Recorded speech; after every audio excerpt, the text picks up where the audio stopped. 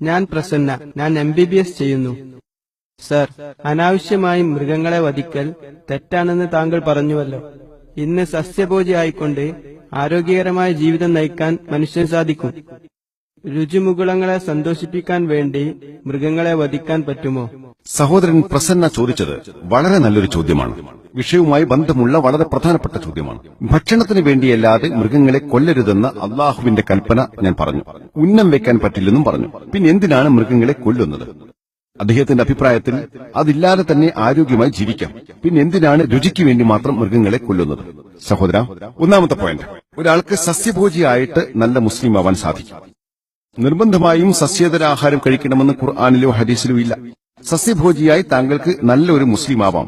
പക്ഷേ 5-ാം അധ്യായം മാഇദയിലെ 1-ാം വചനത്തിൽ അള്ളാഹു ഖുർആനിൽ പറയുന്നു, നിങ്ങൾക്ക് വിവരിച്ചു തരുന്നതൊഴിച്ചുള്ള ആട്, മാട്, ഒട്ടകം എന്നീ ഇനങ്ങളിൽപ്പെട്ട മൃഗങ്ങൾ നിങ്ങൾക്ക് അനുവദിക്കപ്പെട്ടിരിക്കുന്നു. 16-ാം അധ്യായം നഹ്ലിലെ 5-ാം വചനത്തിൽ അള്ളാഹു പറയുന്നു, കാലികളെയും അവൻ സൃഷ്ടിച്ചിരിക്കുന്നു, അവയിൽ നിന്ന് നിങ്ങൾ ഭക്ഷിക്കുന്നു. 23-ാം അധ്യായം മുഅ്മിനൂനിലെ 21-ാം വചനത്തിൽ അള്ളാഹു പറയുന്നു, തീർച്ചയായും കന്നുകാലികളിൽ നിങ്ങൾക്ക് ഒരു ഗുണപാഠമുണ്ട്. അവയുടെ ഉദരങ്ങളിലുള്ളതിൽ നിന്ന് നിങ്ങൾക്ക് നാം കുടിക്കാൻ തരുന്നു. നിങ്ങൾക്ക് അവയിൽ ധാരാളം പ്രയോജനങ്ങളുണ്ട്.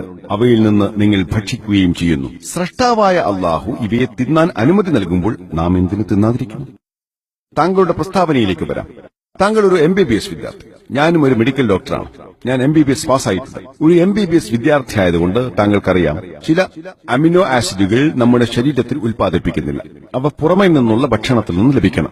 8 അമിനോ ആസിഡുകൾ നിർബന്ധമാണ്. ഈ അമിനോ ആസിഡുകൾ പുറത്തു നിന്നുള്ള ഭക്ഷണത്തിലൂടെ ലഭിക്കണം. ഭക്ഷണം കഴിച്ചില്ലെങ്കിൽ നിങ്ങളുടെ ശരീരത്തെ ബാധിക്കും. അത്യാവശ്യമായ ഈ 8 അമിനോ ആസിഡുകൾ ലഭിക്കുന്ന ഒരു സസ്യവും ഈ ലോകത്തിലില്ല. ഇവ ലഭിക്കുന്നത് മാംസം, മത്സ്യം എന്നിവയിലൂടെ മാത്രമാണ്. മാംസത്തിൽ ധാരാളം പ്രോട്ടീനുണ്ട്, ധാരാളം വൈറ്റമിനുണ്ട്, അയൺ ധാരാളമുണ്ട്. ഇത് ആരോഗ്യകരമാണ്.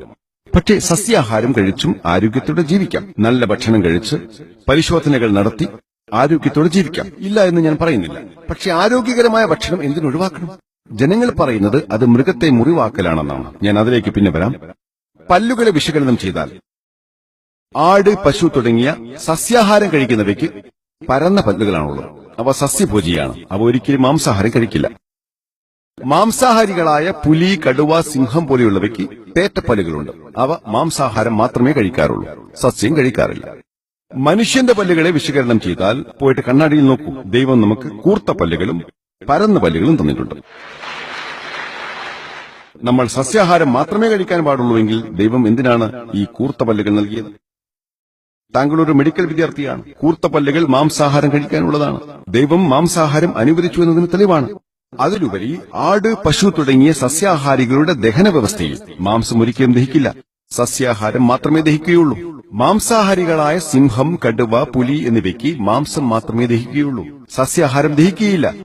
പക്ഷെ മനുഷ്യന്റെ ദഹന വ്യവസ്ഥ, മെഡിക്കൽ വിദ്യാർത്ഥിയായതുകൊണ്ട് താങ്കൾക്കറിയാം, നമ്മൾക്ക് സസ്യാഹാരവും മാംസാഹാരവും ദഹിക്കും. സസ്യാഹാരം മാത്രമേ നാം കഴിക്കാൻ പാടുള്ളതായിരുന്നുവെങ്കിൽ പിന്നെ ദൈവം എന്തിനാണ് രണ്ടും ദഹിക്കുന്ന ദഹന വ്യവസ്ഥ നൽകിയത്? നമുക്കവ ഉണ്ട്. താങ്കളുടെ ചോദ്യത്തിലേക്ക് വരാം.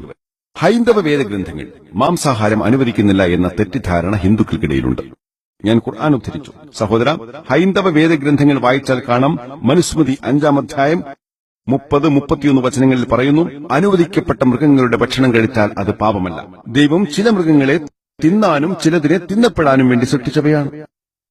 മനുസ്മൃതി 5-ാം അധ്യായം 31-ാം വചനത്തിൽ പറയുന്നു, താങ്കൾ മൃഗബലി നടത്തിയാൽ പാപമല്ല ചെയ്യുന്നത്.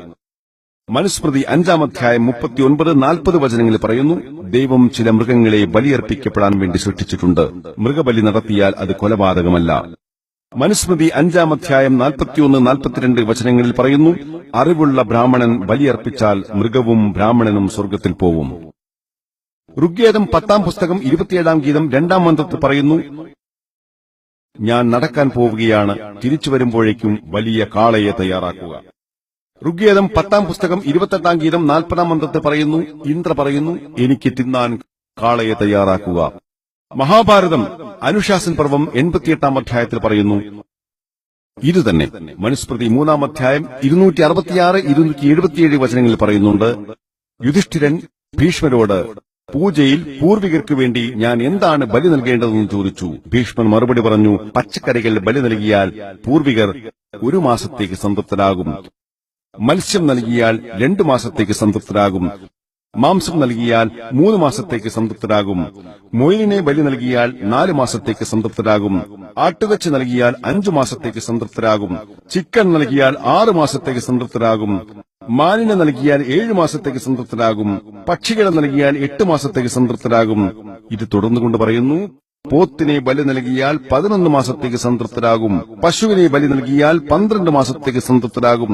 കണ്ടാമൃഗത്തെ നൽകിയാൽ എക്കാലത്തേക്കും സംതൃപ്തരാകും.